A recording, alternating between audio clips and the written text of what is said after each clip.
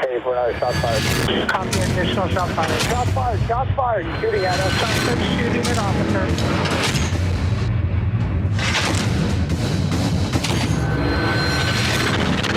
Suspect down. He's at the base of the stairs. White t-shirt, white male. Coming to you from Northern California. Negative, nothing further. Just This is the Shots Fired Podcast. Back on that town property case, and I'll be 76. With your hosts, Sergeant Kyle Schoberg, retired police officer Mark Redlich, and Deputy Billy. We are America's leading law enforcement resource for training and tactics from experts in the industry. Here are your hosts. All right, everybody, welcome back to episode 27 of the Shots Fired. Sorry. Mark always F's it up.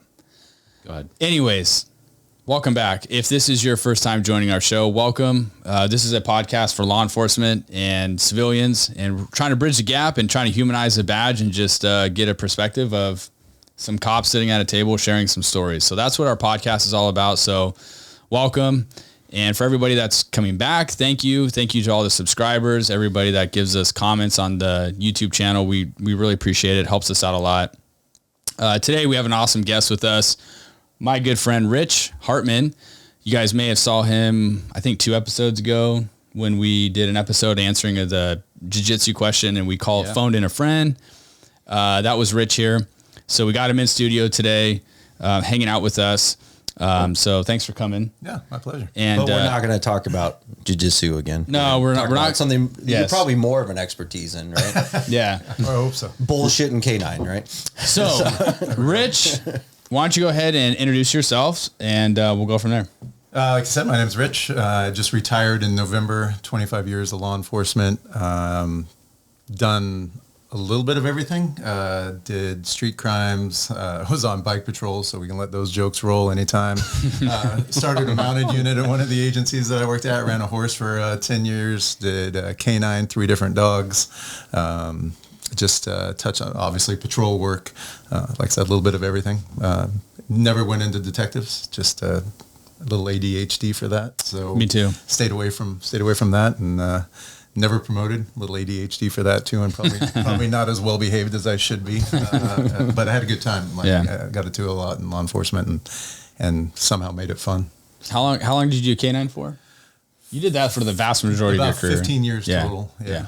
So Did you ever wear spandex and cowboy boots at the same time? Well, we had the mounted pants. I'm going to be like The from mounted bike. pants we had were Lycra, so they were a little okay. stretchy. Yeah. It's like what the motor guys use, right? Yeah, kind of like the motor guys. Yeah. That's Right. the The attraction of that position. I was thinking is you were like, ready to wear those. You're like, Yeah. the tall boots. Yes. Yeah. If you Google tall boots, cops and tall boots, that's a whole different thing. Because I was trying to find some new boots and got In summertime around the horse barn, do you wear full length pants or do you wear shorts and Me boots? personally, or like the unit? No, you do. When you're not out on the street. It's shorts. It's clothing optional at your own So you bar. have Daisy Dukes, right? Yeah. Well, if Shorts and boots. Billy was on a mountain unit, he would be in jorts and cowboy boots. Jorts. Yeah. Yeah. It's hard to ride in course. shorts.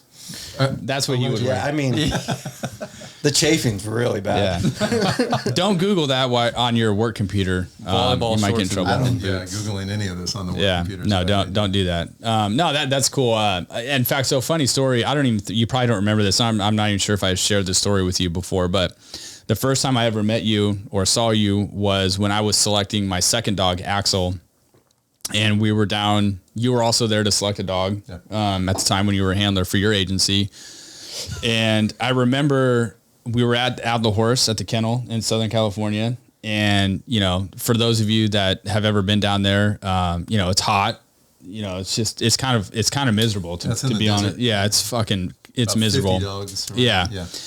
And I remember we tested this little Mal, and man, I was like, this little fucking Mal was just the most ugliest fucking dog I've ever seen. And it was a little too squirrely. And so we're like, yeah, no thanks. And I remember you came along and you're like, I want to test him. And I didn't even know who you were at the time. And then you brought that dog out, you tested it. And at the end of the day, you ended up leaving with it. And I thought, holy shit, that guy's taking that dog. So you worked that dog? Yeah. That was my last dog that I had before I left that agency. How did that dog how did he do? The dog was amazing. Really? It looked like a little Frankenstein. Like it was so ugly. Its front end had, like, it was bow-legged like a Staffordshire, and it was maybe 60 pounds soaking wet. Do you have a picture of it? No, it just retired about a month ago. Actually, I got invited to its retirement, the dog's retirement ceremony. Yeah, that's a good that's a good It explanation. looked like they stapled like 3 dogs together. But yeah, I don't know. Ass off. I was like, as a handler, I'm like, 90% of this job is about looking good and having a cool looking dog, and that just isn't cutting it for me. So I'm like, I don't know. 90%. I was just, oh yeah. Come on, dude. If you're Kyle, that's I guess That's Kyle, a huge deal. That explains a lot. Hey, dude, whatever. But yeah, I was just like, I was shocked that you took that, and then you ended up becoming one of our canine trainers with Greg, with DTAC Canine, and I'm like, holy shit, that's the guy from that one agency that. So, anyways, I don't know, it's just kind of that was years after the fact. So I thought you were going to tell me because you didn't used to live in the city. I worked in a college town, and you lived I in did that live city there. for a Yeah, while. So I thought you were going to tell me you met me college town. Yeah, I didn't know if I had. No, I didn't. Like an MIP or something. I did come across a couple of the officers that you worked for at that college town, and they were not nice.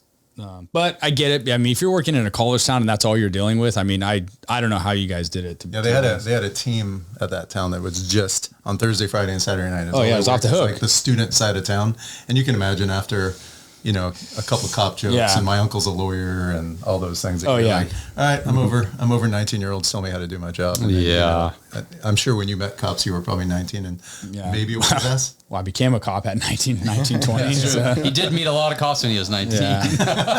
Yeah, but anyways, so that's kind of how I first met you, actually. Let's get into what we're going to talk about during the show today, and that is we want to discuss real life, what it's like being a cop in real life versus what you see on TV or in movies, and the general public's kind of what they expect of us sometimes when we go to some of these calls, and it may be a low level call like a theft or whatever, and they watch these CSI shows and they think you can solve these and by scanning your phone or whatever.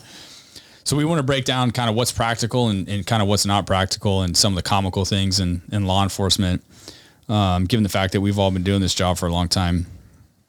But before we do that, we want to hear a word from our sponsor. We're proud to announce we partnered with our new sponsor, TAC Ops. TAC Ops tactical training conferences and trade shows provide tactical training for patrol, SWAT, TIMS, and corrections. This year's events will host 50 tracks to choose from and a vendor show with over 100 exhibitors showcasing the latest products, technologies, and services. These events have something for everyone, from lecture-based classes and incident debriefs to combative and live fire courses.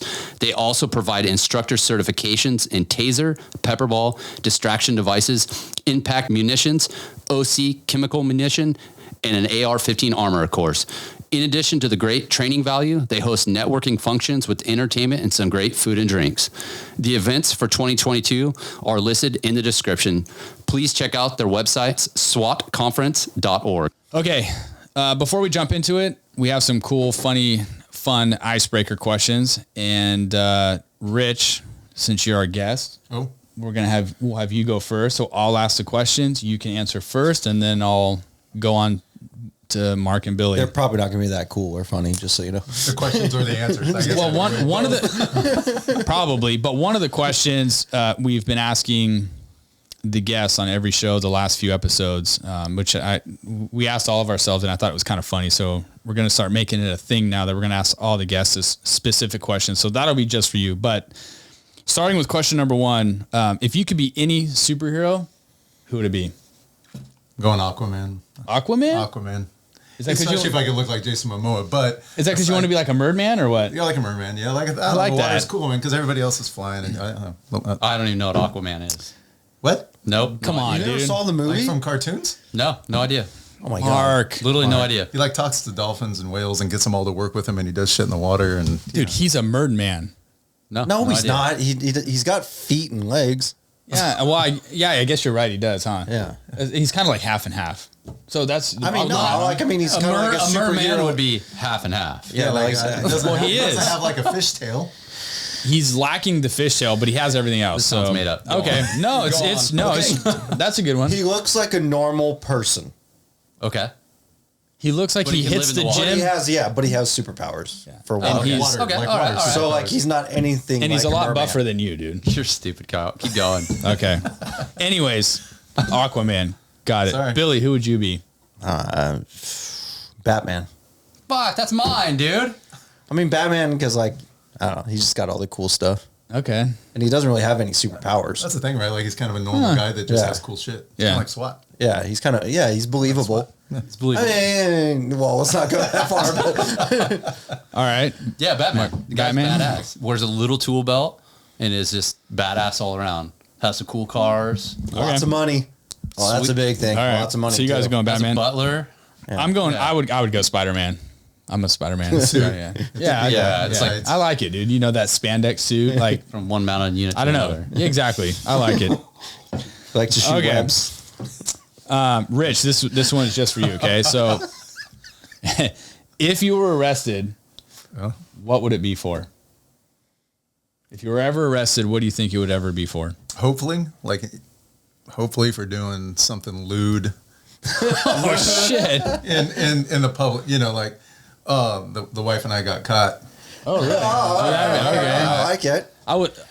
Okay, so not alcohol related, Well, You'd have to. Yes, it is. like, All right. That's hand in hand. because that was unanimously all three of our answers last time. you guys were all. There was a lot of fighting going on. I think I saw that part. Yeah. Like, there was Yeah. a lot of. There was. Yeah. Okay. Drunken bar fight is like do- it's yeah. like it, Yeah. stamp it. Yeah, but you've done that forever, right? Right. Like, Yeah, I mean, so that's if nothing it gets for you. rowdy at a bar, like I'm dipping out the back. Yeah. Like, I'm just not. Yeah. Me too. I'm not. Yeah. I'm not looking for. I definitely don't want to end up in the back seat of a patrol. You know, that A squad car, yeah. See, I would always run. I'd fit Bill. I'd just fucking go. I would too. Chase me, bud. I would too. I'm getting away. I'm gonna Yep. But you're not. not comment on this one. Yeah. Okay, so yours would be for lewd and lascivious acts. Got it. All right. It sounds terrible though. a little far. Like, I said a little lewd. You know, He's like, banging his wife and gets caught. That's what he's saying. You don't need to make it all fucking weird. No, dude's weed having a wagon good at time. school or something. I do have a van. Yeah, Yeah, he does actually. I have a big van. He's drunk on And there's vacation and he's puppies in having the van. fun. I have the van with puppies. So. You're just lacking the candy. They're just not really the pet kind of puppies. Kyle's over here. He's masturbating in public. All right. Okay. Well, he does. All right. Shit's getting Like weird. shooting webs. Yeah, Kyle does. That's, Okay. With spandex. Let's move on to the next question. Fucking perverts. Probably edit some of that out. Just about a smidge. Okay. All right. If this is for all three of you, Mark, will go with you first. If you had $50,000, what would you spend it on? And you had to spend it on one purchase. Wait, you don't have $50,000? I'm kidding. I'm kidding. I don't have If, $50,000. if I handed you $50,000 cash and you had to go spend it on one thing, what would it be? And you had to spend it all. I'd put a shop on my property, like a All right. 40 by 80 shop Ooh, with I don't know if your 50 grand is going to get your. Yeah, that's right now. You're not getting your slab. Not for it. right now. I don't think so. No, but it's a start. It is. Okay. 4 roll up doors. You'd frame it. Yeah, Okay. Yeah. You'd start the framing process. that'd start the framing process. Okay. That would get my permit started. That down payment on the shop. Yeah. Okay. Yeah. So you're wanting a shop. All right. Yeah. I like that. Billy, I invest it. you invest into what? Stock market. Or crypto. Crypto. You're Go going crypto. You're going I'm crypto. going to buy like one Bitcoin. Yeah. Right now, maybe. Yeah. Yeah. All right. That or like home improvement, which is still investment, Yeah. Yeah. No, I agree. I would say. All right. Look at Rich. me with the smart answer. I know. No, I feel irresponsible. Like, anything Yeah. I say after that, my mom's going to be like, "You should have What invested." would you spend 50 grand cash on? We're actually in the middle of tearing out. So we live on 5 acres. We're tearing out an old orchard, and we are getting ready to fence it and build a shop. So I need money for fencing. It's not like this isn't a dream thing. I'd really like to have 50 grand. If this, I don't know what's happening Yeah. next, but if there's, If you're out there and you'd like to give us 50 grand, Yeah, if you're a fencing company. we can show you what we would Yeah. do with it. no, I need Yeah. to fence it for the dogs, and I'm in the middle of that project, and it's That would be pretty. 5 acres, huh? Yeah. Yeah. That'd be costly for Yeah. sure. Yeah. All right. I got a guy who help you out with materials, actually. there we go. There you go. You just got hooked up. Yeah. I would. I think I'd probably go buy a new truck. Yeah, I would hope so. Yeah. You think that his truck's it's not fine? the Avalanche?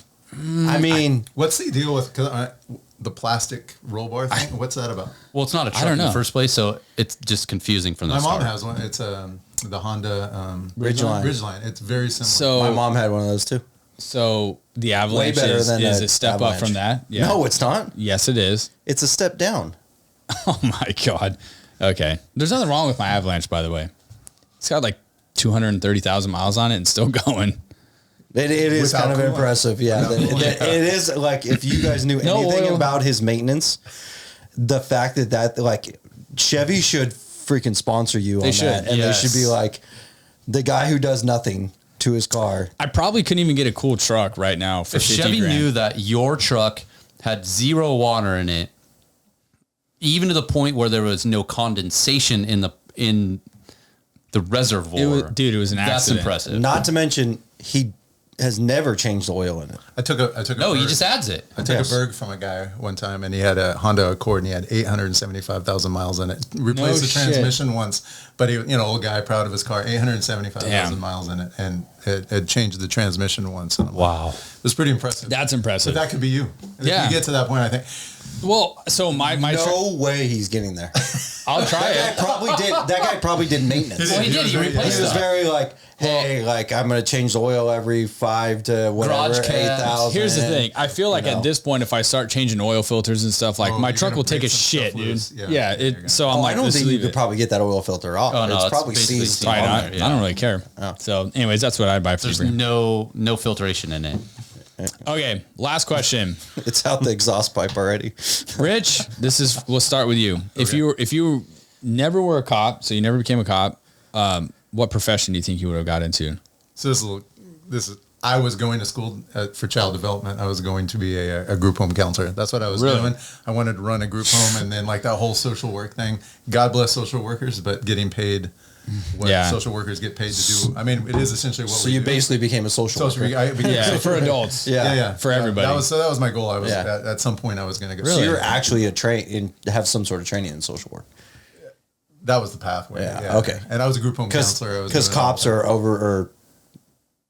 under educated Oh, yeah. social workers. Like that's what we do.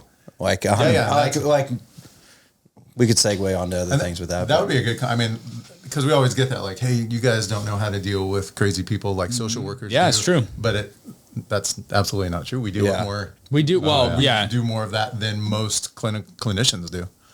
Yeah, the training I think is just I think it's hands-on really Right. training. Just over the years, you've Yeah. learned well, add a correctional background like I had too, and that's what you're doing in corrections. Oh yeah, all day long. That's what corrections is. I think it's Yeah. social work Yeah, no, you're right. I mean, shoot. with a little bit of like, hey, you I don't can't think go that's like anywhere. my dream job. Yeah. That's just where I was headed. I'm gonna go home. Yeah. I'll see you tomorrow. Okay. Mark, how about you? What's that? If you were not a cop, if you never became a cop, what career do you think you would have gone into? Oh, I would have been a professional golfer. Yeah. Like at the beginning, Just so confident, like, Yeah. oh yeah, duh, I would have been a professional golfer. Like, Totally. are you that good? Yeah, I was. Yeah. Was or Yeah, I played. like when it was time to pick a career, you could have gone that route. Yeah, I played on a little junior tour in Northern California. wow. All right. Played in the 2 rounds of U.S. amateurs. Then I got cut because those guys are much more elite. So you would have then, never made it then. This is what you just said. Like you then, tried and failed. No, and then I blew my knee out wakeboarding, and I couldn't drive. I couldn't get to school. I couldn't get to the course. I couldn't walk. So that kind of just railroaded that. So now I just play on my own time. That seems like the dream career, right? Like if you can play golf for a living. Yeah. Well, it was, and I didn't give a shit about my grades in high school. Look, I'm like, I have a golfer's injury. Oh, Oh, got a a blister. blister, yeah. Yeah, blister. oh, that's gonna rub right Okay. on the grip. Bill, if you're listening to this, who I work with, here's your new golfing buddy. Buddy I work with, Bill, he's a avid golfer. And I've never golfed with him, but apparently he's quite good. So, Nice. Bill, My money's here you on, go. Hit Mark up. Amateur pro over here. Well, I didn't make it far. Well, what do you shoot right now? If I went out, and Dream played, big, dude. Yeah. I like it. Good aspiration. What's your professional like, athlete? What's your handicap right now? He is I'd handicapped. Roughly. probably shoot at 80, right around at 80. Okay, that's pretty darn good. do you have a chance as you get older? Could you re-enter in like a senior league and be Oh, dude. competitive? Because I mean, I've that's always- the thing. This, right? here we go. Well, with right the now you age could- jokes. I've always I said know I'm my goal is senior PGA. That's always been my goal. From the No, day I was don't- 18, it was I don't have senior the PGA. passion for that. Well, here's the thing. anymore. You could actually cheat because you could enter into the like probably 60 plus senior PGA and nobody would even question it. Right. This You should It's like try it. jiu-jitsu. Like I stopped competing in jiu-jitsu because everything got too crazy and everybody was, but now I'm 50. I'm like, oh, I'm in still pretty good shape for being 50. So I'm like, hey, maybe I'll go back in and see Yeah. if I'm better than the old guys. Oh, yeah. But now everybody's on T and they're all 30 again. That's Yeah, true. so, Yeah, that's true. All right, Billy, how about you? Like realistically, Realistically, not what I he would have said. been working construction. That's what I did before, and Yeah. 100%. That's a guarantee. I actually took a pay cut to become a cop. So I think I'm in the same boat as you. I was doing construction, so I probably would have stayed in that. yeah, I took a pay cut, so I'd probably be making a little bit less than I am now. But You probably own a company by now. Yeah. If you're owning I would it, assume. I mean, if I wasn't in jail, that's true. You could still own a company, do a couple nights here and there. Yeah. A month for sure. yeah, Whatever. good call. All right. So I'm with you, dude. I'd Yeah. probably be doing that too. All right, cool. All right. Now that we got through some of those, let's, I picked out 2 questions from the listeners that sent us an email. So we'll ask these questions. We can all 3 give our input here. The first one is from Joe, and I'll leave his last name out. He is just getting hired at a police department. These are in different states. So obviously coming from us, like we only have the perspective of California and what we know, but advice for getting, he's just getting started out and he's about to get hired. What advice would we give him? Rich, do you want to go first? Actually, this one hits home. We were Yeah. talking about it Yep. earlier. My daughter just got hired by an agency in South Carolina, and my son just got hired by an agency here in California. Actually, I told him I'd give him a little shout out on that. He's, I think he's class 173 at Alameda Sheriff's Department, their academy. He was talking about the RTOs there were a little soft and that they weren't, he didn't feel like they were running them very Man. much. Well, there, so- tomorrow's going to suck for him. Yeah, let's send this If to there them. are any listeners, No, I think if his RTOs are listening, yeah. That obstacle course that they have, Oh, yeah. you're going to be doing a couple Hopefully laps he around gets that. yeah. It's good for him. He needs it. So Way to go, Dad. But the advice I gave both of them, honestly, the same advice we'd probably give young guys is shut up, listen, look around you, see who's doing what. You know, if you have a cop that is around you and he or she is effective and doing well and people seem to enjoy spending time with him and he doesn't piss a bunch of people off on calls, maybe watch what that person's doing. And if you got somebody who's kind of a shitbag and pisses people off and people don't like working with them, see what that person's doing and try not to do it, you know, but keep your head down and ears open. Yeah, to me, it's kind of hard to prepare for this job because there's just so much involved in it. Like, I don't even know how you prepare to go into the academy. I think, in fact, that's one of the next questions, but I won't jump too far into that. But I think getting in good physical shape for the academy is probably going to be, I think, the number one thing you should probably focus on: cardio, getting into shape. You know, there's going to be PT. And then has he gone to academy yet, or is he? No, it's not. okay. Yeah, he's about to get hired, so I think he's just I kind think of the other wondering. thing is just being a good employee. I mean, how Yeah. hard is that to find now? Somebody who shows up to work early, stays Yeah. a little bit late, is willing to work overtime. Yeah, don't complain. Like you're gonna have to put in the work. Like when you go to the academy, like you have to understand, like that's your job. That is a job. You know, and albeit it's not you're not out hitting the streets or anything or the roads, but it's like that's your job for the next 6 months or however long your academy is. You got to devote a lot of time to that studying. Hopefully, it's about 6 months. Most are. I mean, some are actually probably less in other states. Well, But anyways, I mean, it's tough. I mean, whatever material they give you to study, you're going to have to study your ass off and you got to get through the academy. I mean, that's just the bottom line. Yeah, make it a priority. You have to. I mean, that's, you know, like don't be trying to do some side gig and Yeah, I think Mark, you mentioned that on a prior episode is, your buddies are probably going out on the weekends and having fun and drinking. Like you're not, you should be at home studying and, you know, I think you take tests every week or at least every week or every other week, constantly taking tests. So you got to study, you have to devote however long it is, to just that. And there is no room for goofing off because at least here in California, if you fail a test, you get one chance to take it again. You fail that again and you're done. yeah. So there is no third chance. And that could be month 5 or whatever, because most of them are finals. Yeah. And it could be the last day. It could be the very last week of the day, academy. And it's not like, oh, I gotta redo that portion. It's now you're You're done. done, or they give you a chance to come back in start at the start. all People over that again. fail the academy for not backing through the cone pattern correctly. Oh yeah. Yeah. Slow maneuvering driving people fail like the last week. So, I mean, dude, you're not graduated. You don't have that certificate until you walk across that stage, get that certificate and a badge pinned on your chest. Like it's not done until it's done. So don't forget that. All right, let's go on to the next question here. This one's from Nick. And again, I just said he's about to start the academy. What advice could we give him? Like I just said, for me, it's just get ready to devote a lot of time to it. And you're probably going to have to put off some extracurricular activities. You know, you may have to even put away some family time sometimes to. Well, yeah, I was just going to say, you need to talk to your family and friends or those that are close to you and be like, look, this is, while my family will always be my priority. I always say that. You're going to have to take a back seat for a little bit, absent there's an emergency or something. But other than that, like, hey, I'm sorry, I'm not going to be there for some dinners and, you know, I'm not going to be so attentive and some things like you're going to have to help me out on some things. Yeah. Especially if you have a wife and kids and stuff, I'm sure it's much harder. I think for Nick, if my advice would be your reputation starts day one. And you might not think that, but you're going to meet people in the academy. If it's a smaller agency, they're going to remember you from day one all the way through. If it's a big agency, they're still going to know you. So work your ass off, help people, ask for help, be the ones to volunteer because those people stand out as the hardworking, good people.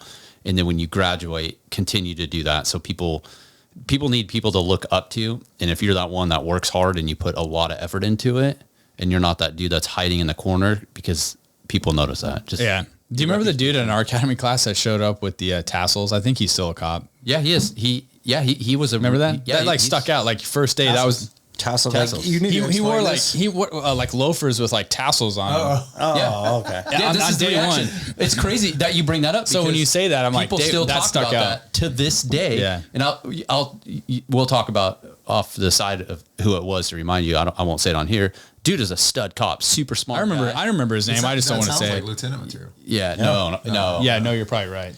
Well, I don't think he had interest in that. He just, I think he's got a lot of outside projects that he works on. I think he's like a college professor and stuff. He does a lot of other stuff for like super intelligent organizations. Yeah. But he showed up day one wearing loafers and tassels. Yeah. And I had a guy who showed up full beard day one.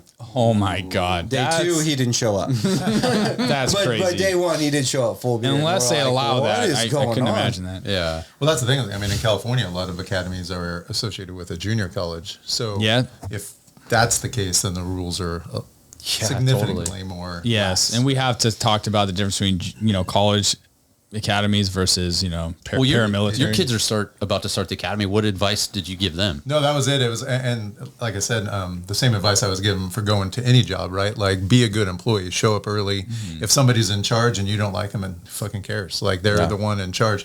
If there's something to do and they're looking for, like you said, if they're looking for volunteers, don't give a shit what it is. Raise your hand. Like, find a way to be there. If somebody else is going through a scenario and there's an opportunity to watch and learn. Like, if you sit back in the back row, they're going to treat you like you're sitting in the back row. So be useful. Yeah. And at some point, you're not going to like your RTO. Oh yeah, Whoever, like, even if they're not there to be your friend. Even if you like them 90% of the time, at some point, you're going to be like, this guy's a fucking asshole. This girl's an asshole. You're just going to, but that's their job. And no, it's not going to make sense sometimes. It's not like being in the military, going to boot camp. But like, they're going to have you do shit, and they're going to make you feel like you're wrong, even though you know you're right. Yeah. And it doesn't matter. Just act like you're wrong. I was going to say, day one, be prepared to be yelled at for whatever. Anything. And like, if that bothers you, if you're like, wow, that sucks, then maybe you picked the wrong career. Probably not the job for you. Yeah. You know, like, And there are if- people that and do that's- quit. There are that's people that do fine. quit the first week. And quit day one if you're going to quit. Yeah. If you're going to be a quitter, quit day one. Don't quit after you spend don't a build lot of your time hope, in. right? Yeah. Yeah, Questions. I like it. Yeah. It's good advice. Yeah. So Can you imagine going back to the academy right now? no way, dude. I would. How do you know if I want to be an dude. instructor? Everyone's your age. Yeah, I mean, 3, I- 4, 5 no, I years just- old. That's true. We didn't. We had like a 40-year-old in our class. Did yeah from Berkeley PD. Berkeley, He yeah. was a fucking stud. He graduated number one in our class. No, He did. No. He did. He graduated number one in our Mark's class. like, no, I did. I graduated like fourth from the bottom, so I know it wasn't me. Yeah. Well, you were But 12, so Number one, it's like, okay. as I'm telling you, dude, footwork-wise. he graduated number one in our class. I remember. And you don't right. think, okay, that's top. But Whatever, listen, you guys argue off camera. he quit. I want to deal with that now. I think he quit the first week out on the street. Yeah, he did. He's just like, dude, it's just like real life cop work. He was like, this is not for me. That was Berkeley, though.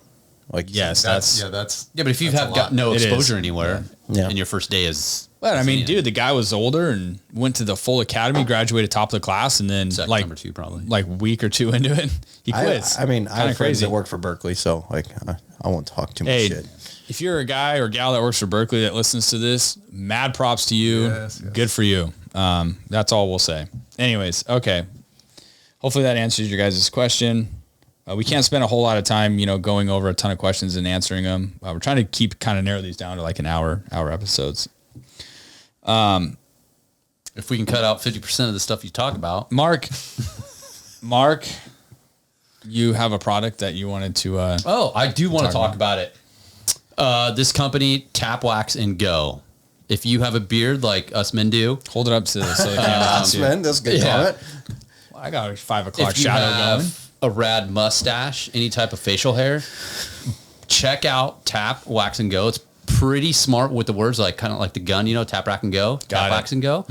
Crafty. Yeah, it's awesome, dude. So The fact that you had to explain it to me though shows my intelligence. Yeah. no, but it's pretty witty. So Yeah, no, I like it. Cody is a guy that is a police officer for a large city in California, created this company. He's got a stellar mustache. So I recommend, please, if you have any type of facial hair, check this out. Buy it as a gift. It's super affordable product. He actually makes this himself. And then a portion of the proceeds he donates to 2 different companies. And one of the companies is Wounded Blue. Check that out, woundedblue.org. It is a company for any law enforcement officer across the country. If you are injured on duty, a lot of times you lose pay if you're the sole income provider for your family. This organization gets together and will help you through that hard time. They provide like counseling, some type of financial assistance. They will help you through the work comp process. In fact, I did not know about this company until Cody told me about it, and it's a fucking awesome company. So check out tapwaxandgo.com and buy yourself something. Get some stuff for people for gifts. It's super affordable. Yeah, I think it's cool. We try to support anybody, any local or any law enforcement that's starting their own business or whatever. Proud to be able to advertise it on the show and get your product out there. Especially ones that give back to the community, which he clearly is. Yeah. Yeah, that's awesome. It sounds like he's in it for the right reasons, not just for capital gains or whatever. He's also on Instagram too. Yeah, we'll plug his Instagram in the description. So cool. Right on. Go Sweet. go So hop thanks on for the sending website. us stuff, Cody. Let's jump into what our topic is going to be, and we discussed it, and that is what's really reality and what is the life of being a real cop like, and what people see on TV and the movies, and then their expectations of us when we're responding out to calls. I think a lot of us can probably share some stories of responding out to a basic. I use the example of like a car burglary, or someone got something stolen out of their car, and you show up to take the report or whatever, and as we know as cops that generally those are a go nowhere type case, and people want it just to report it because it probably makes them feel good. But like somebody will find a cigarette butt on the ground near their car, and they're like, "That's got to be from the suspect," and I don't smoke, and then you go to leave, and they're like, "Well, aren't you going to collect a cigarette butt and test it for DNA and figure out who broke into my car?" And it's like the reality is like, no, we're not. Like, that's never going to happen. Well, I mean, so first of all, there's a huge cost behind DNA. Very big cost. And second of all, that must be the suspects is not enough for me to say that that's the suspect. So now I'm going to go through a DNA and I'll be like, I found a cigarette that belongs to Mark, we'll say. And they're like, well, that's a suspect. Like, how do you say that that's a suspect? Yeah. Because his cigarette butt was there, and Mark would be like, yeah, I smoked cigarettes. I drove down that street and I flipped it out. Every morning I Where's drive down that my street. ticket? Yeah. I'm sorry. I mean.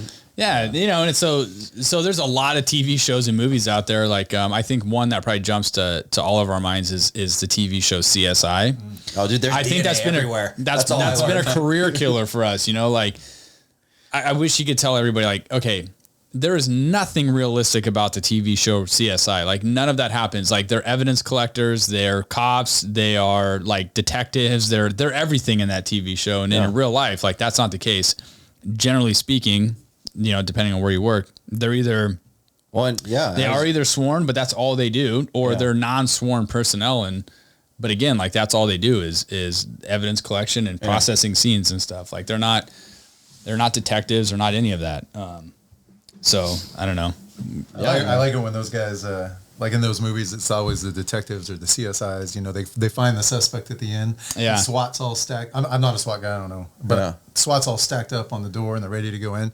And then like the CSI guy runs up to the front, you know, and kicks the door. Yeah. You know, he's got his windbreaker on, or her windbreaker on. Yeah. No, you know, they go in and they do the Cagney and Lacey all over the place, you know, and it's like, wow, they are like multifaceted. Well, you just watch like all these shows, any law enforcement show or movie, like the detectives or CSI or whatever are doing entries with the SWAT team. Like it seems like there's like, you know, 2 SWAT guys, or they're like, and then there's the detective, and then there's another 2 SWAT guys, and they're directing them. Yeah, and they're like, go in that room, flashbang there, you know? And you're like, whoa, like I mean, being a detective.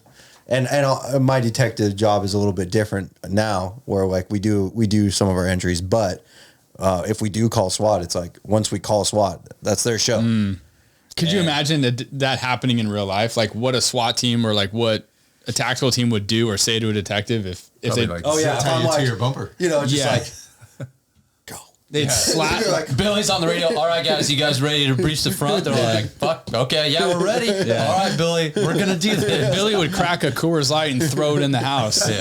No, but seriously, like, I mean, it is kind of a little annoying, you know, the TV shows like that kind of just completely crush our career and the general public truly thinks like, I think that's what we do. And, you know, like, you know, in these TV shows or movies, they'll collect some evidence or whatever, and they'll run a scan of like a fingerprint and boom, it's like they've got a suspect identified and then like where they live and all this stuff. And there is so much more to it than, or they'll find a license plate to a car and lo and behold, the registered owner was the one who was driving it, which I like the paint I can ones. tell you like almost never happens. I like the paint ones where they get like a chip of paint and they're like, oh, this is from a, you know, red 1994 Nissan Sentra. You know, and it's like, you know, there was only 7 of these sold in New York. What the hell? Yeah. So, I mean, I don't know, you know, it's, if you're a civilian, I know there's a lot of, regular people who are not cops that listen to this show. It's, I don't know, maybe a little educating to you that doesn't happen. There's a lot that goes into, you know, investigations and stuff. And Billy, your job's pretty unique and finding really bad people. And there is a lengthy process that goes into that. A lot of paperwork, a lot of legalities and things that you have to go through and hoops to jump through to be able to even find these people. It's not as easy as people think. And maybe it should be, right? Especially if you're going after someone that's committed a homicide or something. You know, I don't know, maybe we shouldn't have to jump through so many hoops to track these people down, but you do. Well, and just simply like talking logistics and everything behind it. You know, like we'll talk a large department like mine and talk a homicide. There's patrol that's going to show up. Yeah. And then they're going to call CSI officers to come out and do stuff. They're going to call the homicide detectives to come out and, you know, assess the scene. And they're going to do hours among hours of investigative stuff. And then from there, they're going to give it to us once they've established a suspect. And then we're going to start all over on a whole new detective thing. So it's not like, you know, you can, on TV, it would be one person that did everything, all that. They would show up to the homicide 5 minutes after it happened and they would do the investigation and then they would, you know, figure out who the suspect is and then go find the suspect. Yeah. And that's in some small agencies, I'm sure that's what happens. Maybe, yeah. But in a large metropolitan area, that's not what happens. No. And we all know too, like if you're working graveyards or whatever, and you go to a homicide or a major crime scene or whatever, like, and the detectives are coming out, like you're going to be sitting out there for a while. They are not just jumping out of bed and teleporting to the scene. No. You're going to be out there probably hours until they even show up. You know, I mean, I think part of TV gives a misconception. They don't educate the public. They mislead them.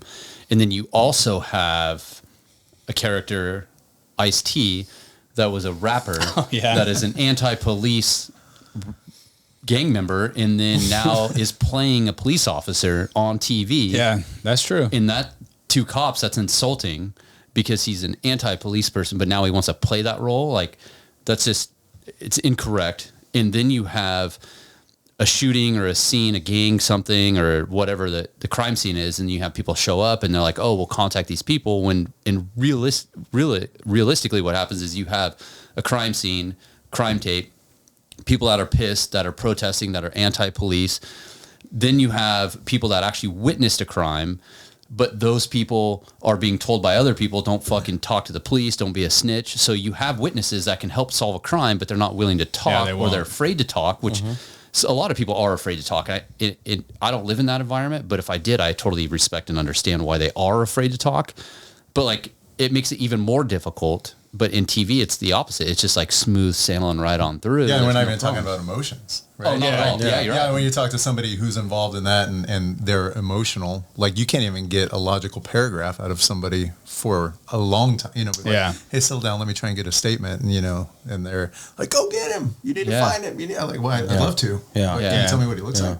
Yeah, You know, I've been here for 3 minutes. Go do your job. You're like, okay, that's what I'm doing. Yeah. You know. Yeah. People don't realize it is a process, and it's a very slow process, generally speaking, unless you have a suspect on scene or something like that. But well, and then like simply, there's so much more than just like the victim can straight up tell you that the victim of a shooting will say, and they're still alive, and they be like, so and so shot me. That's in some cases. That's not enough to go get a warrant for that person. Yeah. You know, there's still a lot more, and they can sit there and go, why aren't you doing something? Why aren't you going arresting this guy? And you're like, well, there's a lot more that we have to do. Mm-hmm. Sexual assault cases are like that too. You know, I mean, you feel really bad for these victims and they are expecting like an arrest immediately. And those are that's like a whole nother beast, you know, doing those. I mean, it's like, man, those are a very lengthy investigation. You really have no room for error to screw those up. They are very hard to prove. No, it takes a while to get into the hospital, even to go in and get the sexual assault exam and get a nurse. Like, I mean, I worked in a smaller community, so we had to find the on-call nurse that was there to do the SART exam. You know, it's not just walk in and like Jenny, the nurse, is there waiting for you 24/7. Like there's a special nurse that does that. It takes time. You have to transport them to whatever hospital is the only hospital in the area that does those exams. Well, and when you're talking about a sexual assault charge, whatever. You know, being with child molestation, rape, or whatever. Those are so. What I do is I go after higher profile cases, and a lot of people are like, oh, homicide shootings. Well, our sexual assaults are probably our most dangerous because the people, even in California, where we're very lenient on crimes and putting people in prison, they are getting, you know, each charge is its own charge, and they're getting a lot of time. I've seen people get 400 years. Yeah. You know, that's a life sentence for everybody, I hope, like multiple. Yeah. I want to, not that we intentionally meant to bring this up, but talking along those lines into sexual assault stuff, like if you're a cop and you're going after some of these guys because they pop warrants and stuff, like I've seen cops downplay those and they're like, it's just a rape warrant or whatever. Like those are very dangerous and you really need to be on your A game if you're going to be going after these folks, because you have to think in the back of your mind, like they know they're about to go to prison for a very long time, if not for the rest of their life. And even if it was a short amount of time, they know their time in prison is not going to be good. Right? Like, no, it's not gonna be a good time. I was going to say those are probably more dangerous and more high profile than your homicide suspects. Yeah, a homicide suspect, especially where I work, is a lot of the time it's gang related, and they're almost royalty for going for to doing that, doing it, and it's not that bad for them to go to prison. Mm-hmm. That's correct. You brought it up, especially if it's like a child related sexual assault. They are not going to have a good time in prison, and they are going to do a long. They're going to do the rest of their life, even if they're. And there's zero cred in prison for doing something that they're being charged with. Like you're probably going to get beat up, stabbed, killed. Like it's not going to be good. So the point is if you're a patrol guy out there and you're going out and hooking these guys, or even a detective, like take that very serious. I mean, don't downplay those at all. Very dangerous. And some of it, I think you brought up a good point when, you know, you're dealing with like a victim, like that is not a fun situation because that victim, For anybody. she is fucking tore up emotionally, physically, probably. And then most law enforcement is men. And now you are with a female that has just gone through a traumatic incident. And then you have to keep eyes on them, talk to them, get a good statement. They have to talk to detail You to have you. to ask specific questions. Yes. too. I remember my first real rape. So I worked in a college town, and not to take anything away from some victims that report crimes, but not every reported rape in a college town is Yeah, a rape. we know that. So that aside, But that's not a college town. I mean, that's everywhere. That's Yeah, yeah. everywhere. Yeah, but I it mean, is. maybe more so. I don't know. But I remember my first real rape, and I was so uncomfortable asking the questions that you have to ask a rape victim. I'm a mid-20s guy, College age. Yeah, and you're like, did he put his penis inside your vagina? And you're like, oh my God, I cannot. Yeah. Like, oh, Yeah. It's just, you did it in the academy, but when you sit across from a female who's like A legit victim, emotional, upset about this and a little fearful that you're there, you're the first person she sees after this happens is another dude that rolls in and is like, hey, I need to know these answers. Yeah, and then almost like to a victim could be perceived as the creepy follow-up questions to Right. it. Oh yeah, they are, but you have to like- ask them, and it's so intrusive and so violating some of those questions. But you're not doing it because you want to. No cop wants to ask those questions. It's horrific, But it's crucial I don't to even ask want to those ask questions. you the questions that I would ask, but you have to get that evidence to build that solid case to go against that criminal. Yeah. And then it's hours, like you said, hours and hours, and you're waiting. And then it's like, okay, well, I need to take your clothes, so we have to take. Okay, now it's just like, it just gets worse and worse. Maybe And- that's another thing that goes back to the question about young cops. Like, know what you're getting else. I mean, on TV, right? This is a TV thing on TV. We're chasing bad guys. Everybody's got the submachine gun out. That's all happening. But in real life, you're spending 5 hours with a rape victim, going to the hospital, collecting her clothes, asking her if she had consensual intercourse or if she didn't, and where it was, and when, did they ejaculate or did they? That's a lot of personal questions to ask somebody you just met 20 seconds ago. Yeah. And if you're not it makes me uncomfortable right now thinking about it. Fucking totally. And you're not emotional. Right. And you're just like, you just ask those questions and you try to be like sympathetic, but it's like, it's hard. Or you try to not be emotional. I mean, sometimes you are because I mean, Throw kids in the mix or anything like that. I mean, like you throw a kid in there and you're talking to a kid sometimes and you're like, Those are heartbreaking to me, especially when you have kids. It's extra tough. Yeah, that makes me But I feel like those are I mean, we all have that story that we can think about. Right. But I think that's what makes people better interviewers, right? Like if you have some empathy towards the person you're interviewing, because that's the hardest part on an interview is trying to find, whether it's a suspect or a victim or anybody, is like trying to find some common ground so you can be like, hey, let's humanize this whole thing. And then I can talk to you about what happened because you trust me. Yeah. Well, that's an important point. Like just for interview tactics and techniques is don't just jump into, especially on something traumatic. Don't just jump right into the questions sometimes. No, yeah. Well, and that's why. How you doing? What's like, I'm so-and-so, Here just, to fucking help. Yeah. yeah, but, or just like, if you're talking to a kid, oh, that's a cool toy. What's that? And that's what we talked about a lot on other shows. It's like you cannot be a robot in this job. You have to be a human being. Like you can't talk to people like a freaking robot. Well, and you have to realize that be a normal person. This call is not a 20-minute call where I can talk. You're in the middle of, I don't care about that. Just answer the questions. Okay, we're good and we're done. We're leaving. Right. Like some of these calls, you're invested a lot of time in it, and you just have to recognize like 30 minutes or an hour, or maybe 2 hours, you are not going to ask a single question. You're just going to bullshit with a kid or with the lady or the young girl and build that rapport and that trust. And then you slowly test the waters of how you're going to question it. And now you're 3 hours in. Yeah. And sometimes you have to tell the boss, like, hey, I'm turning my radio off. Like, when are you when are you going to clear? Are you going to clear? Because there's call stacking. If you work at an agency, and you're like, hey, I need to develop some rapport with this human. Yeah. Like I'm not coming to the next call right now. Like I need to take care of this. And I think I was going to ask, like, I don't know what you guys advice wise, going back to the young kids in the academy, if you come out of the academy and you're in your early 20s and you show up to a domestic violence with, 2 40-year-old, a man and a woman, and they're pissed off about their mortgage and they missed the car payment and the kid dropped out of school or like, how do you develop enough life experience to have a conversation with somebody about that day 2 out of the academy, right? You roll up. I experienced that. Yeah, you have to fake it. Yeah, you do. Yeah. Like Yeah. how? Well- Like what? I mean, how do you? I mean, you probably day 2, you don't, Right. to be honest. Like, it's something that you learn. And I've always heard that cops make good salesmen when they retire or when they quit, because you gotta learn sales. You gotta, sometimes, like you said, it's bullshit. You gotta bullshit like, I'm, my wife is, like, and sometimes you lie about some things and be like, you may not even be married. And, like, my wife's always on me about the mortgage too. And you don't own a house. You don't have a wife. Yeah, you live in an apartment. You live with your mom or Yeah, dad. whatever. That doesn't matter. And unlike some people are like, oh, that's unethical, that's wrong. Well, No. it's not. No. Not at all. Because in the end game is not for your own gain. It's building trust. It's to get. By lying. Yeah. Yeah, I guess. Well, I'm not saying you're No, I know, maybe obviously. I don't know if you are kind of building trust based on a lie. I mean, you're getting that person to want to divulge information to you and trust you to be able to talk to you about But what you have happened. to be. Some people be like, oh yeah, my house sucks too, or something like whatever. If you can't talk about it, don't talk about it.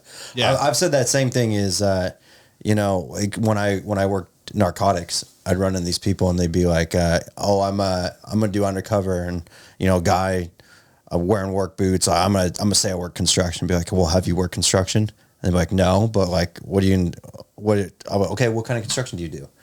They'd be like, what do you They don't mean? even know Like what to construction? say. I'd be like, You're fucking blown right there.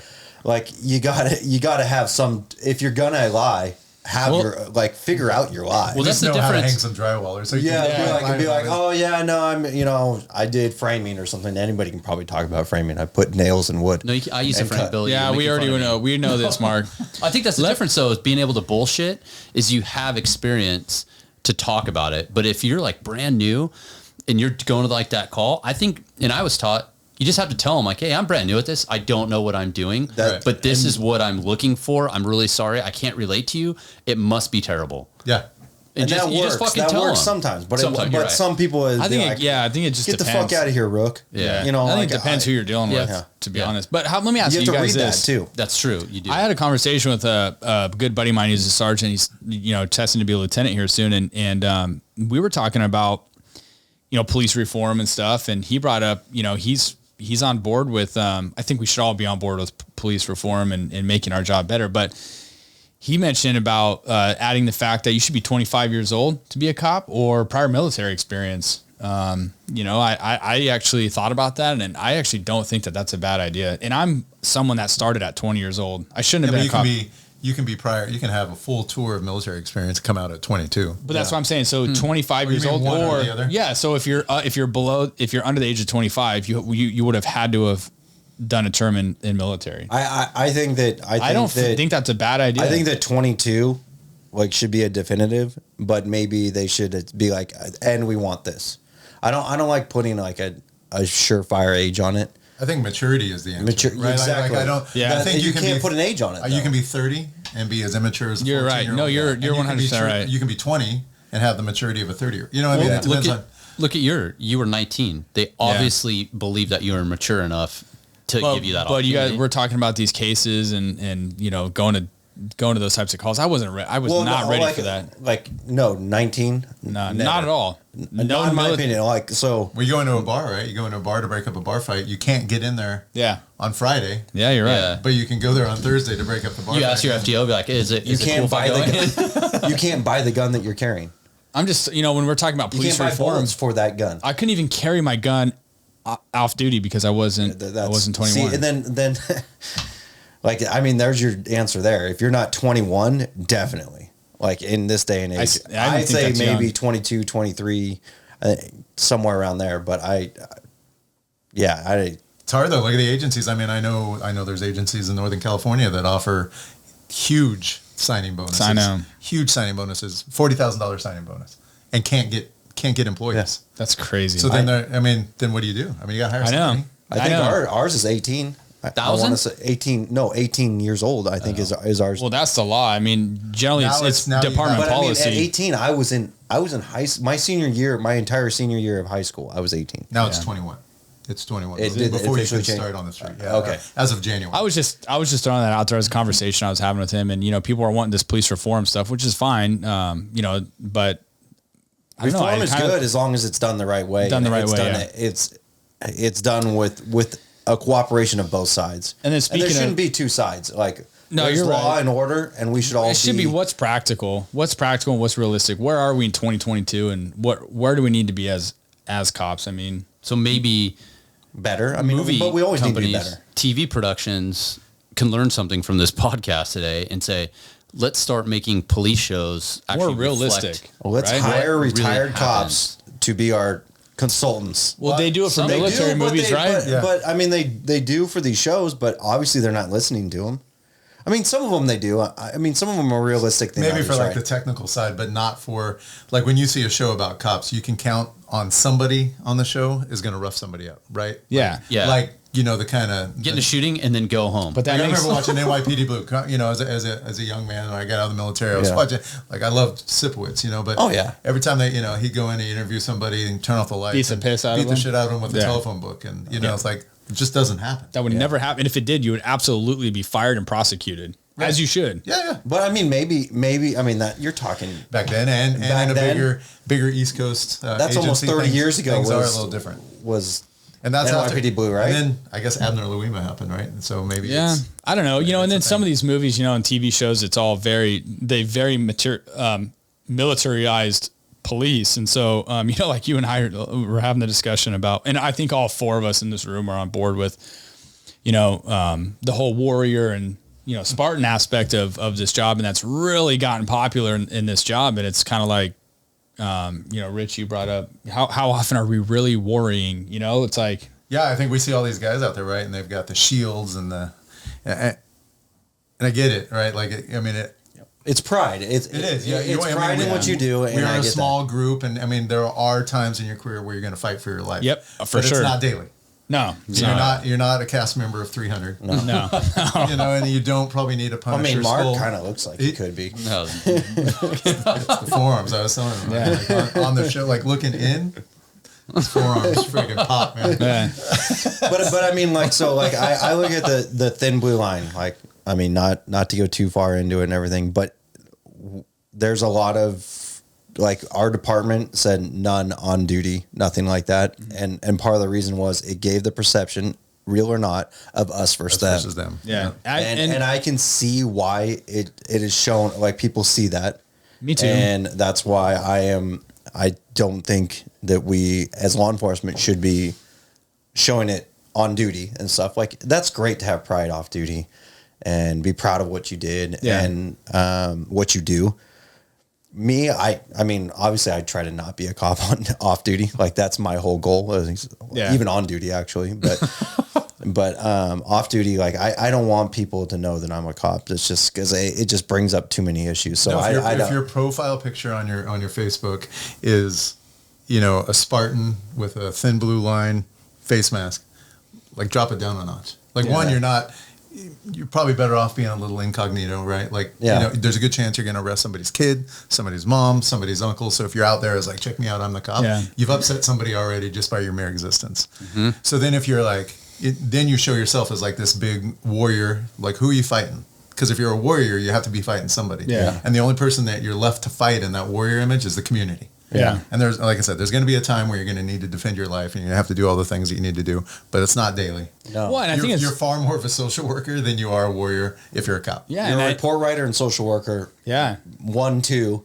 Rich, you made the comment of, you know, we all want to identify ourselves as that warrior, but nobody wants to identify themselves as an author. Yeah, I mean, I spend we're writing way more time way more typing. reports than we are anything. Yeah.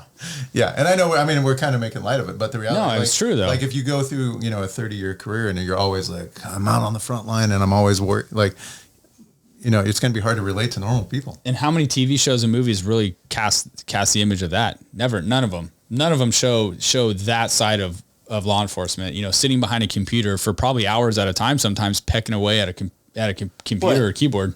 Like, rightfully so. Who the fuck would watch that? Right, but who would watch that? Right. Hours of some dude typing, you're like, fuck, man, this is good. But when you're Look at that. but when you're talking about the difference between what's reality and what's not, like, that's not reality. Well, I mean, talk about reality cop show. You've been on one. I've been on, you know, cops before. They That was production. But how many hours of video them riding with did they get? How many hours did they ride with you to get? Was it a 5 minute, 40 hours, 5 a minute week. clip? Right. Yeah. 14. You're right. A 6 minute episode is what it was. A 6 minute episode, and that probably took easily 40 hours of filming. What's the of work? Maybe they didn't film the whole time. What's the police? The movie they're down in L.A. It's the two young guys. You know, they end up getting killed in the gang shooting at the End of Watch. End of Watch. Yeah. So the first probably 2/3 of that is pretty. Like They did I think they did decent a on good that. Minus the job. fact of them getting into a badass shootout and then being at work the very next day in roll call. But yeah. Yeah, but I mean, it's like, you know, the fucking around in the locker. No, yeah, totally. That's very realistic. Like Yeah. all that, you know, the dicking around with your partner In the car, and singing yeah. songs and going, you know, like what's for lunch, and that's the big thing. Yeah, making that's fun true, of, that's true. You know, that Yeah. all that stuff is probably. And then like you go to some call and you're like it's almost quitting time and you're like fuck are we getting into, you know, like that stuff is more, and then the other stuff it went a little sideways after Well, I that. mean, like, I don't think I've ever gotten to get enough. You're like, oh, time to take off the badge and throw down in the middle of the house. Yeah. You know, Although like I'm that. sure that's happened, but yeah, no, not in today's world. Not body cams no, and no. stuff. But, Oh, there's advice too. Like if you're a young cop, know you're being filmed. Oh no yeah, matter always. what you do. Yeah. Even if You're you don't being have filmed. body worn cameras, you're Yeah, still something. being. You're Like, still how being many filmed. LPO? I mean, there's just all these Cameras cities now everywhere. have them on Everyone's got a intersection. cell phone. Yeah, yeah. I think it's important too for you young guys. You know, you guys got to understand. I know, like what we're talking about is you know the whole Spartan thing and militarized looking police is cool looking, but the reality is that's not the foundation of what police was formed to look and be like. All right, that's just not the foundation of our career. But more importantly, you know, because of the whole camera thing, you guys got to understand that if you have these tattoos and your department allows you to show them or whatever, and you do get involved in some lethal encounter, and that's your tattoos are on camera, you know, with you pointing your gun out and you've got some crazy shit on your forearm with rifles and Spartan tattoos and thin blue lines and stuff, like you have to understand that that's going to get brought up in court. Or your gun has something on it. You're Like fucked. mowing Yeah. lob. That's Yeah. the big one, right? Like Yeah. you get it, You- right? Like you see that on. A lot of I vehicles, worked with a couple people that had it on their trigger finger. That's And you're like, crazy. come on. Dude, you guys have to understand you cannot do that. You absolutely cannot do that. I mean, you are going to get scrutinized Where in is court the for that. supervisors, the sergeants, when this stuff is happening? that's beyond sergeant. That's Well, chief. you have some sergeants that are equally probably just involved in it. But you know, that's I mean, policy. That's chief. That's something that goes way further up than a No, but sergeant. somebody could sit there and roll call and be like, listen, keep this in mind. I drove into the station today. I'm seeing this stuff. Like, think about your future. Think about if something happens. They're going to look at this. They're going to see this stuff. Yeah. Like, and I'm not saying like they need to be dicks about it, but like part of your job as a supervisor is to protect your fucking people, educate them, and to think outside the box when they can't. And when you see that Moulin Oob and all this stuff on the gun, like you should be looking at that and being like, dude, that's not smart. And this it's is my job why. to protect my guys. Yeah.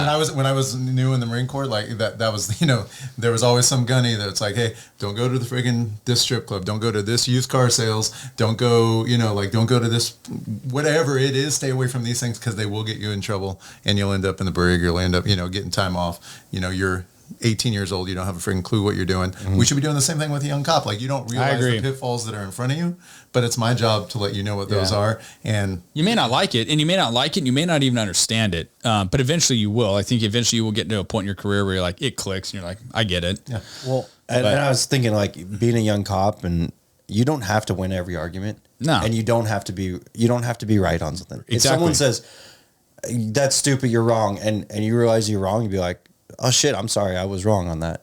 Or don't like say when you're- anything and just walk away and like Yeah. eat it, you know? Yeah, whatever. Like you don't have to argue with somebody, suspect, victim, witness, or whatever. Yeah, exactly. Something That's just to be that's right. probably more of an old cop thing, Yeah. you know, like I see a lot more contempt of cop with guys that Yeah. have 20 years on That's than the I shit do. that gets No, you in I- trouble. Yeah, but Well, you bring up a really good point is you are not always going to be right. And just because you are a cop doesn't mean you have to do the talking. You do not have to be the last one to say a fucking word. Like you're not always going to be right. You can be wrong. It's fine. You're gonna be wrong. Yeah. and you gotta be like, shit, I was wrong. I'm sorry. Have you guys? I don't know if you guys have talked about it yet, but like all the audits, you know, that these guys do on Oh, yeah. departments where they walk around. Yeah, we did an episode on that. Yeah, and, I mean that's the thing is like The thing that gets people in trouble there is a cop that wants to be right. Yep. Yeah. That's all he thinks he's right. Yeah. And you're contempt of cop. And then all of a sudden it's just downhill from there. Yeah. And then next thing you know, you're plastered on YouTube and it's just bad. Well, and if you're a partner to that too, like, and you see it, like step in. Yeah, dude, like let's go. You don't even have to, maybe you have to actually grab them and pull them away. You might. But but first, try to interject, be like, hey, like step in and take over the conversation. They might look at you and be like, I got this. You'd be like, no, you don't. No. Yeah, tap them out. It's going to embarrass the whole. I mean, that's the thing, right? In law enforcement, it doesn't matter if we work in California. If somebody does something in Kansas, wherever, we're wearing it the next day. Well, and talk to your partners too. Be like, hey, if I step in and take over a conversation mid conversation, there's a reason I did it. Yeah. And if you want to keep going, like, I'm gonna try and physically pull you out of it, and if you resist that, then I'm gonna be like, fuck it, you're on your own. Yeah, peace. I'm gonna stand next to this dude. I'm out of here. Like, this is not, and I'll throw you under the bus to supervisors, whatever. I tried, I told you, and if you want to, because my house, my family, my livelihood is not worth important. You chipping off because you got to be right. Yeah. I going back to, some of the shit you see on the TV and movies and stuff, like I was watching a body cam footage of a officer involved shooting that occurred, which I thought was absolutely hellacious. It was disgusting to watch. And in the dude that shot this guy, when his dust cover was down on his rifle, and on the dust cover, it said, "You're fucked." No, I'm pretty sure most of us know what you're talking about. Oh my God. I'm like, what in the hell? I mean, I think a lot of our listeners, I think, are a lot of young guilty. Yeah, that's crazy. They would not allow that camera in court, so the jury did not see what actually happened. I could not imagine how fucking pissed that family was to see the video. That was like cold-blooded murder. Yes, to see it on. You saw this, right? Yeah, it's a couple it was in a hotel. Right? It's been a while. Yeah. When you said sickening. When you said that, I mean, everyone knew what you were talking about. But the point is I don't want to go off on a tangent on the actual shooting itself. But the point is the fact that he had that on his rifle, and there's a lot of guys that have some pretty wild shit. You get into a shooting and guys are getting tattoos about it. I mean, all of us have been in some pretty hellacious incidents. I mean, most of us have been in officer-involved shootings, and I would never do that. Like, I'm never going to... It's only going to set you up to fail down the line. Like you said, somebody's going to bring that up in court, as they should. If you shoot a member of my family, and I know why are you memorializing that? You've memorialized your last shooting, I'm coming after you. Like, I'm hiring a lawyer. Because here's what's going to happen. Come after you. Yeah. You think it's cool as a cop that you're involved in that. You're going to memorialize that somewhere on your body. You're going to take a photo. You're going to post it on your social media. Some attorney is going to get a hold of it. And from there, good luck. They're going to crucify you. Like you said, to be honest with you, dude, as they should. That's fucked up. You shouldn't be doing that kind of stuff. I don't even care if some of you listening get offended by that. Like, you shouldn't be offended by that. We're trying to educate you because we've all been through stuff like that before. And we're trying to tell you that stuff is going to get you in serious trouble and you should not be doing it. There is nothing cool about it. It's nothing to memorialize on your body. That stuff has a profound effect on everybody, including a lot of officers that are involved in stuff like that. Well, I mean, you can even go further into, if we're going to do this deep dive or whatever, how many specialized teams or specialized things have a skull in their... Oh yeah, canine units. We keep talking about canine. Like it's all the time. There's a dog with fangs and rifles and shit. That is a perception that's going to go out, whether you want it to go to the public or not. If something goes bad, it's definitely going to go out to the public. And like, why? Like, what's a skull like? Because it looks cool. That's the reason the public doesn't like. Some of the public doesn't like law enforcement. It's because the perception and like. Law enforcement needs to adapt to that. Look at it and understand like, okay, we can't do this stuff. Like, those days are done. Like, I'm proud of what I do. This is my job, but it's a job. I'm here to serve the public. And I can't quite remember. I'm not gonna be able to regurgitate it right now, but you were saying it perfect. Like, I'm not fighting the community. Right. Like, I'm fucking here for you. It's the opposite. It is literally the opposite. Fighting for the community. Totally. And like, if people could just get that goddamn mindset, and if we could have these TV shows, schools, get cops back in them, educate these kids, put literally school classes in grade school and high school to educate people about law enforcement, about the laws, like all of this stuff, it would be a slow change for people to fucking understand what cops do, the life would be easier for them. They're not blind to what happens. The transparency goes away, or it doesn't go away. I guess It's heightened. It's there. It's heightened. Like It's more. people understand more, and there's such a resistance of that. And I'm not saying that in law enforcement we have to be all touchy feely and have warrants and whatever.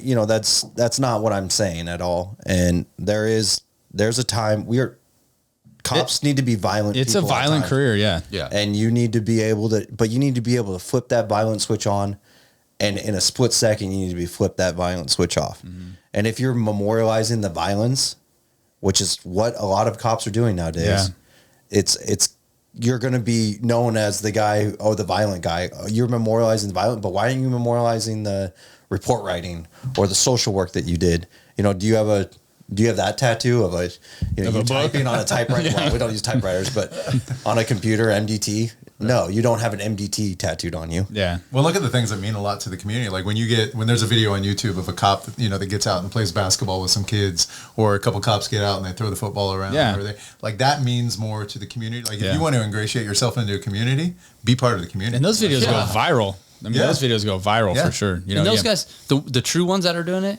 they don't quiet. care about that. Yeah. You don't even know that it's happening. Yeah. I actually had, when I was in patrol, I helped a young man.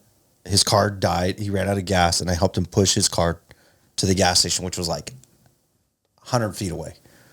Like something that every cop should do. And I got memorialized for it. And I was like everyone's like, good job. I got letters from, command staff and everything. But I was like, what? Why? I was more like, what's going on? Because like, nobody sees us that way. But I was like, hey, good job doing your job is the way I looked at it. Like I pushed a car out of. Put that on, Billy. You earned that. But I mean, but that's like, and people think, they should get credit for something like that. No, you shouldn't get credit. I don't think you should. You shouldn't. And that's the stuff you should be doing most of the time in your career. You should be doing that all the time. I guarantee all four of us have done something. Oh man, I spent really heartfelt and charitable that nobody knows about. Yeah, I took a homeless guy one time. I met his vet, young kid and freaking homeless dude. And I drove him over to a hotel and paid like $160 out of my own pocket for a hotel room for him for the night, and called his parents to drive down, who lived hours away, to come pick him up the next day. That's I never above and asked for my beyond, money though. back. But that's above and beyond. But that's what the job is. I mean, it is. I guess it is. Yeah, I think that's the thing is I don't know how I can't count the amount of money that I've here, have a cup of coffee. Dude, here, easily. Get yourself some food. Here, we do it all the time. But then, like I said, the guys want to have a Blue Line Punisher skull in their coffee cup. Like, that's just not who you are. But you say, I've bought people coffee and I've given them food and stuff, it is amazing because you're a person doing that out of your own pocket. But there's plenty of businesses that offer those same things. Starbucks gives people coffee, But when you're a person doing that. That's what I'm saying. That's you're a the person difference. who happens to be a cop. Who's doing that. That's what I'm saying. It's different. It's coming out of your pocket. Right. You're genuinely doing that because you care. Because we're out there. I mean, we're out there in the middle of the night. You see who's cold. You see you see the reality of some people's lives. And you're like, fucking miserable. Man, I am sorry that you're living this life. Yeah. Yeah, dude, be a human. I mean, I don't know. We've said it 100 times probably. Don't get jaded too much too. Because I mean, for every good story, there's someone who took advantage of a cop or of a situation for their own gain, and don't let it get you jaded. I mean, obviously, don't be like, I'm going to go buy a hotel room for every homeless person I see. Yeah, I'm not saying or that. maybe if you can, maybe. I mean, I know that where I work, it would cost me millions probably. Yeah, I was going to say, in California, that's a whole different. There's a time and a place for everything. And I don't know. I guess you've got 4 guys here with a ton of experience, telling you kind of the reality of stuff. And I hope it resonates with some people listening. I teach a class actually at the academy. I teach a class now, me and a guy. So early on, when I was working street crimes, I kept seeing this dude. And he was a tweaker and he stole shit, and but every time I talked to him, there was just something about him. Like, yeah, it's a dude. Like, I'm gonna talk to him. Like, hey, you need to get out of this house. You need to be clean. Like, you can do better than this. I'd see him like, dude, you can do better than this. So one day he was like, just going through it, and it's like, fucking Hartman. Like, always tell me I can do better. I'm gonna go check into this house. So he's been clean ever since. And him and I, this ex-tweaker dude, his name's John. We're buddies, but him and I go to the academy and we teach the class to these young kids at Butte, up in our area. Yeah. And we teach this class to the young kids about like just treating people like they're human. That's cool. Like if you need to bust them, you need to bust them. But in the meantime, like they're somebody's kid, they're somebody's dad, they're somebody's brother, they're somebody's, and just treat them like that until they need to be arrested, Yeah. And then like, it's pretty fun because he goes in and he tells the class like, fuck, like every time I saw this guy coming, it was a pain in my ass. And I think that's awesome. Every time I saw him, like, oh, fuck, this guy's going to run. Like we had this like cat and mouse kind of thing, but we're just humans. And I talked to him like he was that. If he wasn't in trouble, I didn't treat him like he was a piece of shit. Yeah. And if he was in trouble, I treated him like he needed to be in trouble. And now we have a great relationship, and it's fun to share that with the academy, like be human. I think that's really cool. Yeah, it's really cool. And beyond that, like, that's cool, and that's what you should do and everything. But if you're also, the other side of that is, say you're trying to get to street crimes and stuff like that, that's how you get informants, and that's how you do it. Like, you think that me being an asshole to people is how I got informants? No. And maybe it was just simple, like, hey, patrol wise, I'd go through community and they're like, oh, that's so-and-so. I know that cop. He's cool with us usually. And I go talk to them and they'd be like, I ain't talking to you here. And be like, oh, okay. And then you wait and everything dissipates and you go and you talk to them. And sometimes you got information. Sometimes they're like, nah, I ain't got shit for you. Like, okay, cool. But I mean, and you still don't have to treat them like shit. No. And like if they did something bad, then you call them on it. Yeah. If they didn't do something bad, then be like, cool. Good for you, man. And if you're cool, there might be a day that you're getting your ass kicked. Then maybe somebody cares enough to friggin' knock that guy off the top of you. Yeah. Maybe. Or they'll tell him, don't fuck with this cop. He's cool. Yeah. And they're like, oh, okay, I won't fuck with them. Yeah, it's true. I mean, those conversations probably are had a lot more than we think as cops. If you don't have friends in your community, good, bad people, whatever you want to call them, if you don't have friends in your community, then you're not doing a good job. If people don't walk through, if you don't walk through a store and people are like, oh, that's so-and-so, then you're doing something wrong. Oh, absolutely. Yeah, that's very true. Like that's take a second, ask somebody how their mom's doing. How's your sister doing? Hey, I heard your brother got hit. Like whatever it is, like just fuck at the very least, pretend like you care. Yeah, no, that's true. And it's done by being, you're like, oh yeah, but don't fuck with him. Also, maybe that's what it is. No, too. I bet like, you that happens, that dude. Too. Like, hey, especially in a jail setting. In the jail, like, if he gets you slipping, he's gonna catch you slipping. But if he doesn't, he's cool. Yeah. You know? I or she's agree. cool, whatever. Like, have that. I think some rapport in your community. Doesn't have to be a good person, bad person. Just anybody. Yeah. Everyone's a person. Yeah.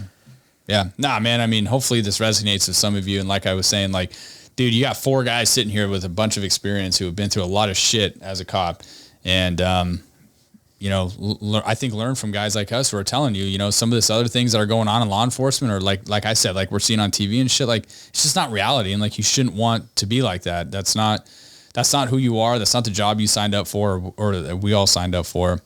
And I think we can all agree that Hollywood can definitely do a better job of, projecting our career as cops a lot better than they do. When Hollywood creates a film, it's either a super violent, being a cop is super violent all the time, or they spin it and it's like you're a nerd fucking joke of a cop, right? It's each end of the spectrum. Yeah. There's no medium. I know. There's no the everyday cop. Like let's talk about SWAT show or whatever, that show that's on one of the networks things.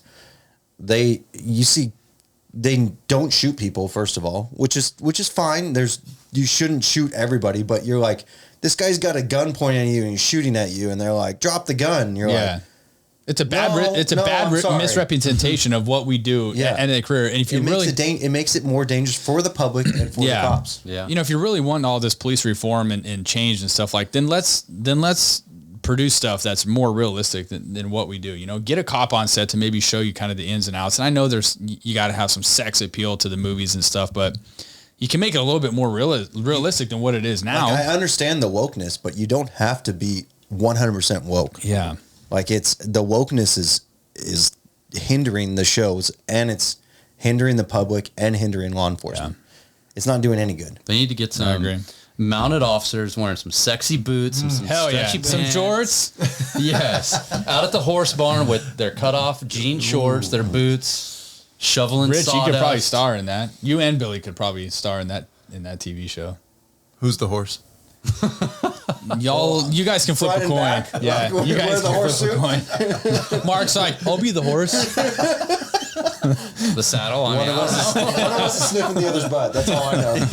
Sweet.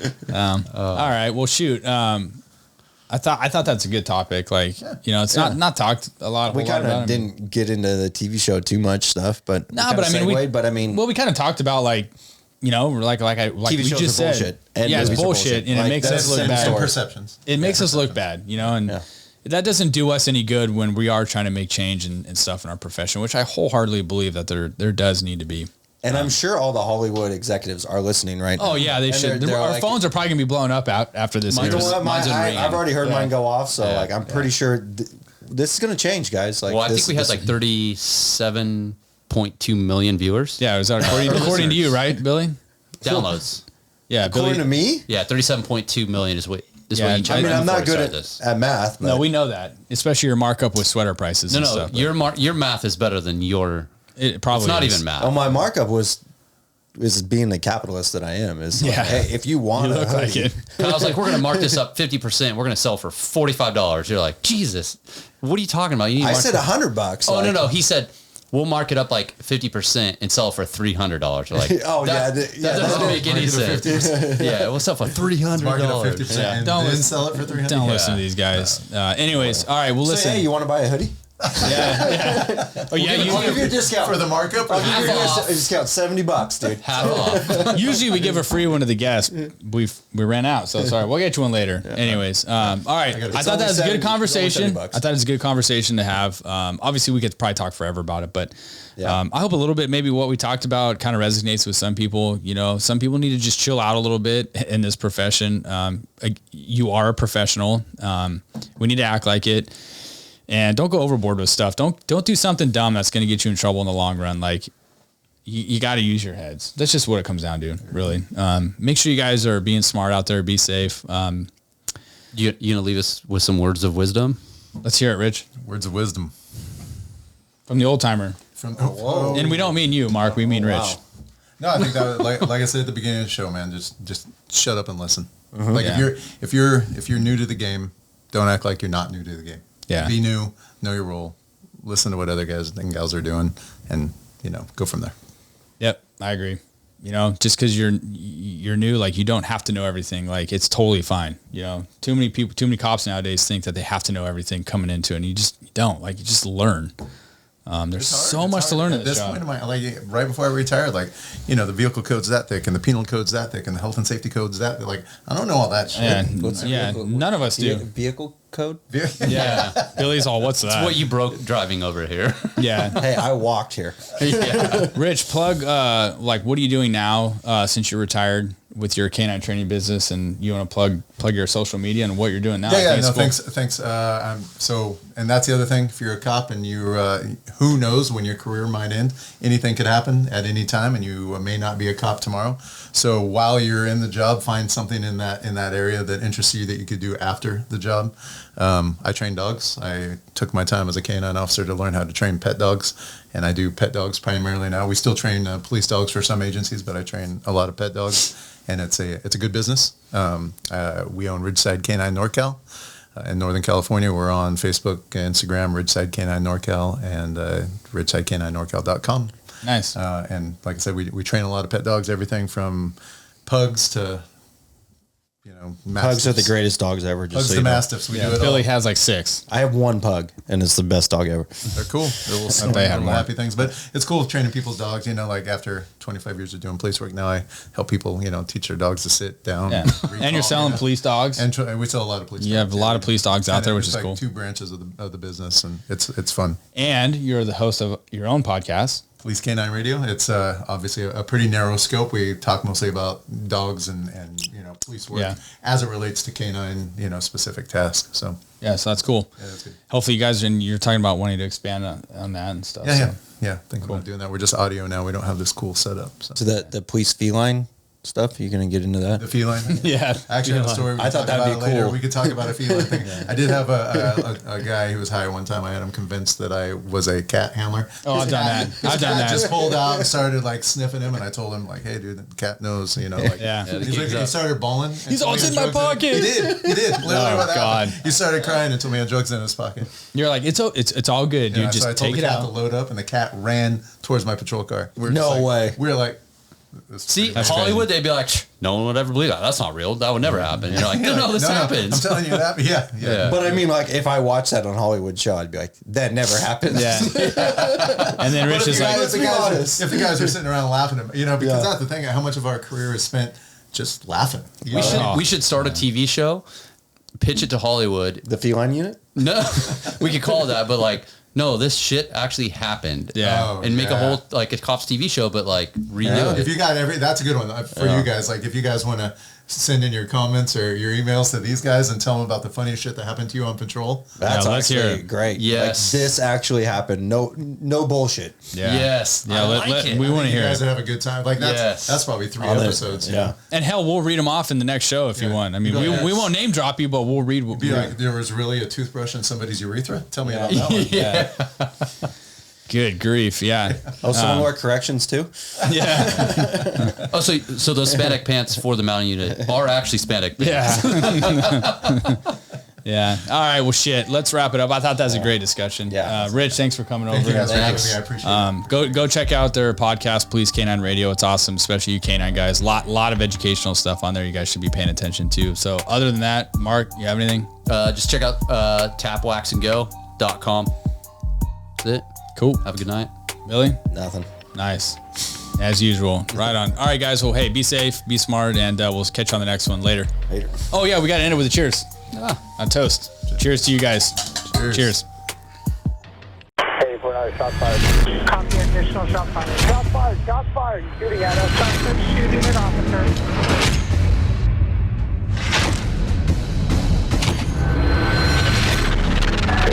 Down. He's at the base of the stairs.